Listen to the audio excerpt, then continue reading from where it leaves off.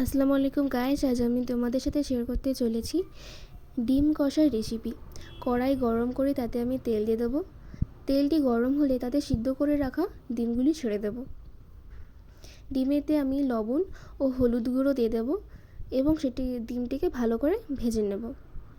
ডিমটি ভাজা হলে সেটিকে একটি অন্য প্লেটে তুলে নেব এবং সেই তেলেতেই এলাচ ও কাঠ দিয়ে ভালো করে ভেজে নেব। এলাচ ও কাঠ দিয়ে ভাজা হলে তাতে আমি পেঁয়াজ বাটা দেব। পেঁয়াজ বাটা দিয়ে ভালো করে লাল লাল করে ভেজে নেব। তারপর তাতে আমি আদা রসুন বাটা, জিরে লঙ্কা বাটা এবং টমেটো পেস্ট দিয়ে দেবো। টমেটো পেস্ট দিয়ে আমি সেটিকে জল দিয়ে ভালো করে কষিয়ে নেব, কমসে কম 5 মিনিটের জন্য। তারপরে তাতে আমি হলুদ গুঁড়ো ও লঙ্কা গুঁড়ো দিয়ে দেবো। খুব সিম্পল রান্না করছি বলে বেশি কোনো মশলা দিলাম না। তারপরে সেটিকে জল দিয়ে কষিয়ে নেব। ভিডিওটি পছন্দ হলে লাইক ও সাবস্ক্রাইব করবে। সেটিকে জল দিয়ে কষিয়ে নেওয়ার পর একটু বেশি করে জল দিলাম এবং সেটি ভালো করে ফুটিয়ে নিলাম।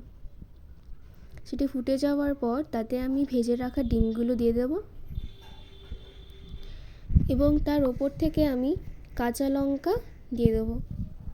সেটিকে ঢাকা দিয়ে ভালো করে ফুটিয়ে নেব এবং ফুটে যাওয়ার পর তার ওপর থেকে জিরা ধনে ভাজা গুঁড়ো দিয়ে দিলাম। গ্যাসটা অফ করে দিলাম এবং দেখতেই পাচ্ছ কতটা দেখতে সুন্দর।